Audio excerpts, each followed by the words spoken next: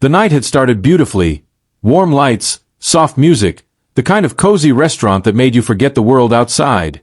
I had my hand on the small of my wife Sarah's back as we walked in, thinking it would be just another relaxed dinner with a few friends from work. I didn't expect fireworks. I didn't expect drama. I didn't expect my life to tilt sideways in one quiet, devastating moment. But then, as we stepped inside, I saw it, the way her eyes flickered, not at me but at him. A man I didn't recognize.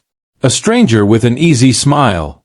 And the way she smiled back, God, it hit me like a punch to the ribs. Soft, wide, glowing. A smile she hadn't given me in months. At first, I tried to laugh it off.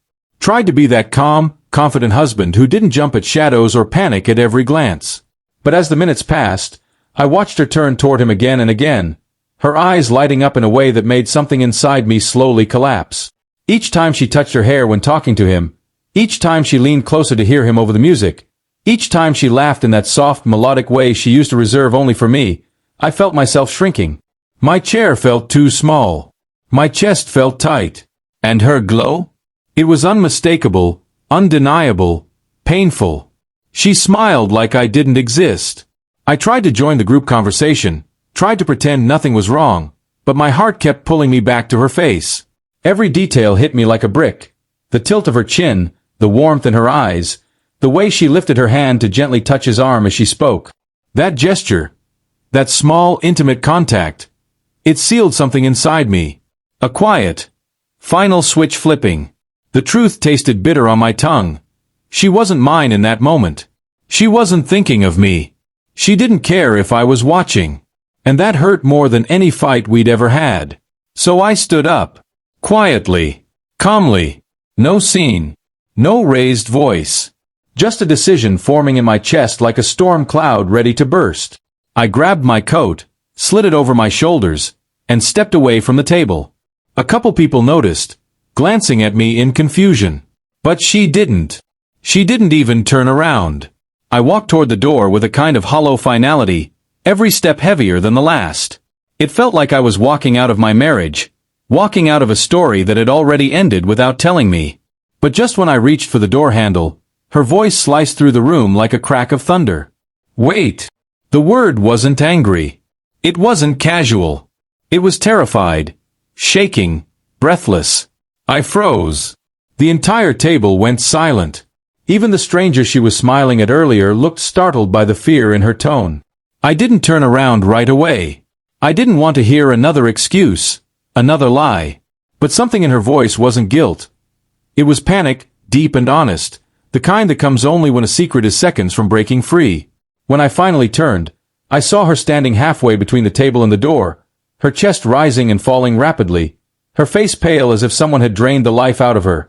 Her eyes, those same eyes that sparkled for another man, were now wide, desperate, glossy with tears she was trying to hide. And in that moment, she didn't look like the woman who had laughed with someone else. She looked like someone carrying a weight too heavy to breathe under. The room went quiet. Forks stopped tapping plates. Conversations died. Everyone watched us as if we had become the center of gravity. "I need to talk to you," she whispered, voice barely holding together. "Please." The fear in her expression was so raw it made my anger falter, slipping just a little. This wasn't the face of someone who got caught having fun. This was the face of someone who'd been running from something bigger, darker, more suffocating. Slowly, I stepped away from the door and faced her fully.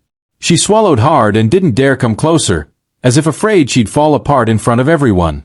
"I didn't smile at him because I wanted him," she began, her voice trembling, her hands shaking so visibly she clenched them together to hide it.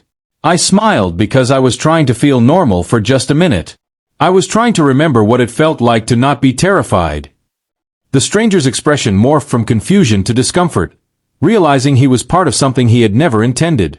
Our friends exchanged glances, sensing something heavy coming. I stood still, arms crossed, heart pounding. Sarah took a shaky breath. "You don't know," she said, her voice cracking, "because I didn't tell you. And I didn't tell you because I couldn't stand the idea of watching your face change when you looked at me." She wiped a tear quickly, angrily. "I thought if I kept it together, if I acted happy, if I forced myself to joke and laugh, Maybe I could forget, for a few minutes, what the doctor told me. A pin could have dropped and echoed through the restaurant. My pulse stopped. Cold fear rushed into my veins. She looked down as if ashamed of the truth she'd been carrying. "I'm sick," she finally said, the word so quiet yet powerful enough to silence the world. "I didn't tell you because I didn't want to ruin your life. I didn't want you to feel obligated to stay. I didn't want to become a burden. So I pretended. I smiled. I forced myself to act like everything was normal, sometimes even with strangers, just to feel alive for a minute." Her voice shattered completely. "But seeing you walk away tonight, it broke me." She took a step closer, trembling from head to toe. "I thought you'd leave me if you knew. I thought if you saw how scared I was, you'd stop loving me." Tears rolled down her cheeks freely now, her composure shredded in front of everyone. "But when you stood up and walked away, I realized something. I don't want to face any of this without you. Not a single second. Not even the painful ones." The raw honesty in her words crushed whatever distance I'd built to protect myself. In the middle of that silent restaurant, with everyone watching and holding their breath, I felt my anger melt into something heavier. Love tangled with fear, heartbreak mixed with understanding.